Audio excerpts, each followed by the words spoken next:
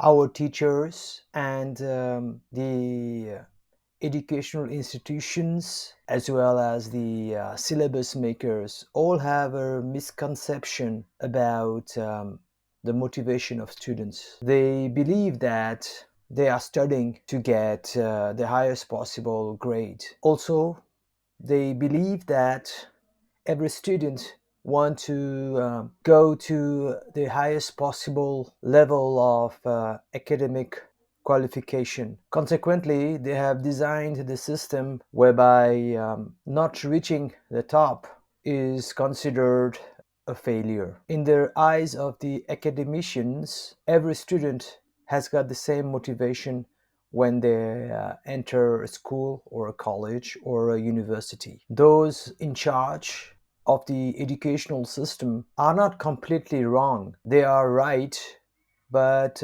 only for one fourth of the population. Again, I am putting forward this 25% based on the four brain learning model that we have been discussing earlier on. The philosophical basis of the existing educational system is made for the blue quadrant dominated students, or those with the dominance of the skill quadrant. For them, it's a candy shop, is the best possible playground. They revel, marvel, and have a blast. Everything is designed, structured, and systematized in their image. They are given the skills and facts to learn, memorize, and to demonstrate that they have mastered. Once they do that, they can go to the higher grade. They enjoy this process so thoroughly that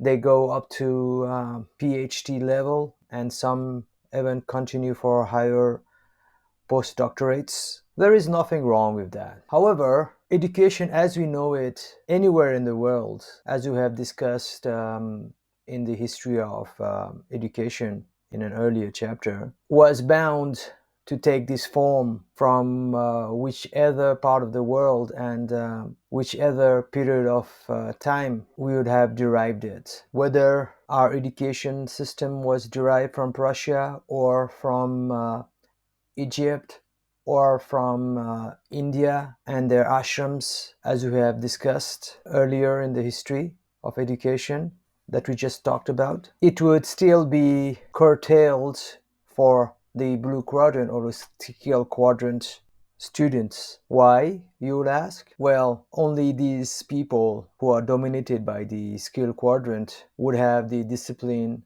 and preferences to sustain a system whereby people could get the skills needed. So there's nothing wrong with that. Was it not for those of the blue quadrant or the skill quadrant, our world would be filled with people without language skills, numerical skills, and that would have prevented much of the technological advancements along with progress in governance, management, legalities, and even religion or spirituality. The basis of our whole world is continuity because none of us can live forever. So, in order for the newer generation to take over from the older generation, they should have language skills and mathematical skills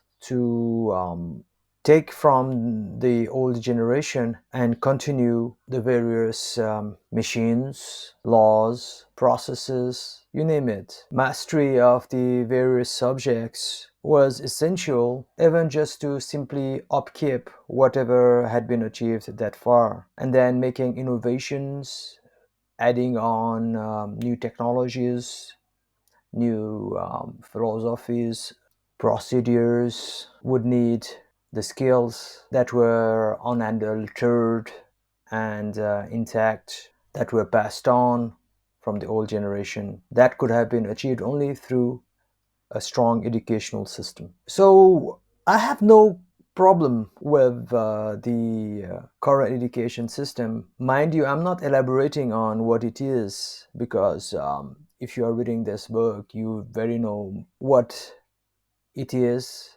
and how it is characterized, its features, and so on. We all went through this educational system. The problem, however, is that this educational system doesn't cater to the remaining three-fourths of the population. So, in order to create our successors of all the great technologies, systems, and traditions that the older generation put in place, we are ruining the lives of the other three-fourths of the population. And that is sad. For that one-fourth of the population in the blue quadrant, good marks, degrees is the goal. But for the remaining three-fourths, it's something else. In summary, without going to the details for each of the other three quadrants, the three-fourths population want to understand what they have learned. The green quadrant or the knowledge quadrant people want to see the big picture of whatever they are being taught. They want to enjoy learning because for them, seeing patterns, categorizing, joining the dots, fitting the puzzle, finding the causality are the main objectives to study. Now, how do you go on measuring the fulfillment of such an objective? Certainly not by the same metric system that we are using to measure the achievement of the blue or skill quadrant people. That is by checking whether they are able to replicate the skills of language and mathematics. No, that would not be possible with the traditional exam systems, assignment systems, and the syllabus itself, which is purely designed for the replication of skills and the repetition of facts. Now let's go to the red quadrant or the information quadrant students. They are highly relation based and they love to relate to other people. The same desire to relate applies for their studies also. Like when two red quadrant people meet, they love to ask each other questions and chit chat, learn about one another, and find a common element between themselves. When they study, they also want to find a relation between what they are studying and real life events and phenomena. It's not hard to make the red quadrant students happy. All you need to know is to show them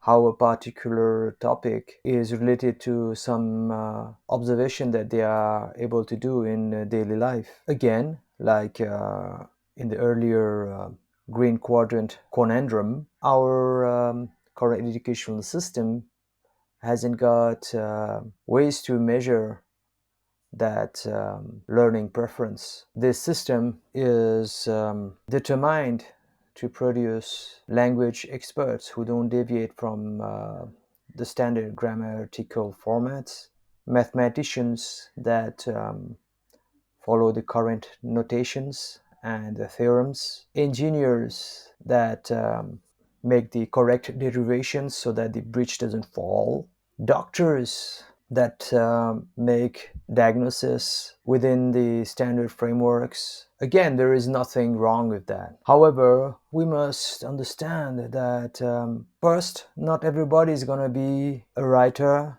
or an editor or a scientist or an engineer or a surgeon. Secondly, even if they entered in those professions, why do we have to rob them from the joy of learning and seeing the world through the glasses of an educated person? And then coming to the third type of student, which is one that is predominated by the yellow quadrant or the wisdom quadrant. Their objective of studying is to come with the fusion of various subjects and topics to see the current phenomenon into a totally different angle and to create something new. How do we measure that with the current system? When they write the definition of a certain term and they explain certain processes, they want to use their own language and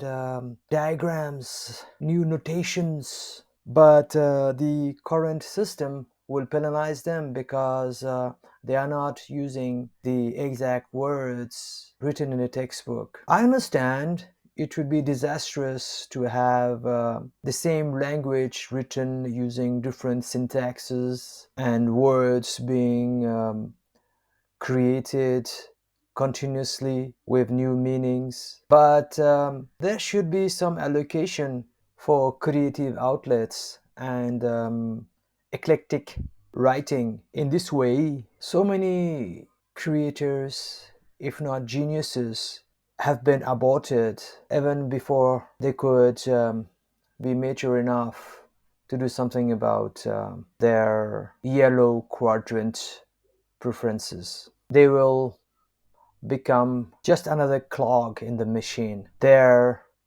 creativity or yellowness will vanish into thin air. The world might have gained a skilled writer, engineer, doctor, or statistician, but it has lost creative, innovative human being. Mind you, in the case of yellow quadrant people, you have to understand that their creativity need not be so great that they will be the next Einstein or Leonardo da Vinci. It's nothing to do about the impact on the world, actually. It has all got to do with the enjoyment of learning just for the sake of it. What I'm getting at is, because of this narrow focus of our education system, we have sucked the joy out of the learning process. We are no more curious. All we are doing in the name of curiosity is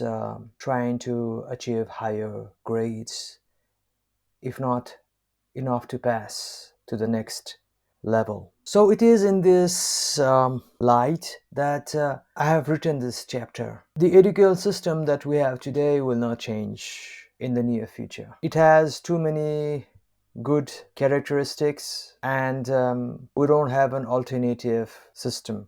So I'm not in favor of doing an overall, at least not yet. However, what I am proposing through this book, and especially through this chapter, is that you students learn how to choose your academic goal correctly and apply the correct strategy that is in alignment with your brain dominance based on the four brain learning approach.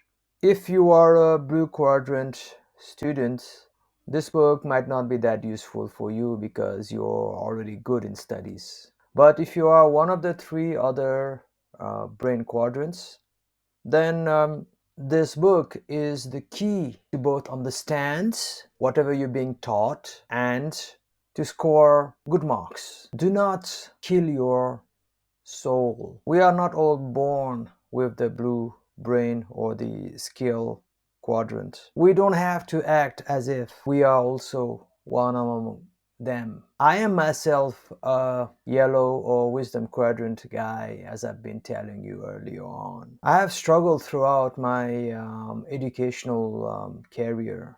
But even though I did not know anything about the four brain learning approach when I was in class 6 or even when I was doing my bachelor's degree, I was intuitively guided to use the strategies that you'll be learning in this particular chapter. Don't be fooled by well-meaning advices of people who do not actually know your personality and preferences as well as your learning style. In fact, the concept of the four brain learning approach is so new that very few people would be able to guide you comprehensively and accurately in determining what should be your learning style and thus the consequent goals for academics and strategies to attain those objectives. However, for now, this book is good enough. In this chapter, you will learn about the truth of good grades. We can't do away with the paradigm of grades as yet. There is no replacement. Some institutions have come with exam-less syllabus, but still there is a grading system based on the assignments, and it's just the fact that we don't have to sit for 3 hours writing in front of scrutinizing eyes. So fundamentally, the system hasn't changed. So because you cannot do away with the concept of being graded, I have come up with a concept of a degree mountain, which you will learn later on. Based on your brain dominance, you should choose your goals, which would namely be either it's to get an A or a B or a C or a D. All of them are valid. However, you must choose them wisely and with deliberation, not randomly or accidentally. After reading this chapter, you'll be very clear on why you want to study and what is your goal and what should your strategy to study be, how best to study. This answer differs for every person. The determinant factors for the strategy is your academic goal that I've just mentioned in the form of the various letters from A to D. Again, those goals are determined by your particular brain dominance, be it in the blue quadrant or the red one or the green one or the yellow one. Do not deceive yourself. Finally, I want to end with an analogy. For the green, red, and yellow quadrant students, our educational system is like trying to win a swimming race when we hate water and we are built to excel in basketball or running or motor car racing. However, even for the world to keep going round and civilization to sustain itself, we need to learn the ways of the blue or the skill quadrant, or in this analogy, we need to learn to swim. However, you don't have to be number one in the swimming, and it's okay. But you must know why it's okay. And this is what this chapter is all about.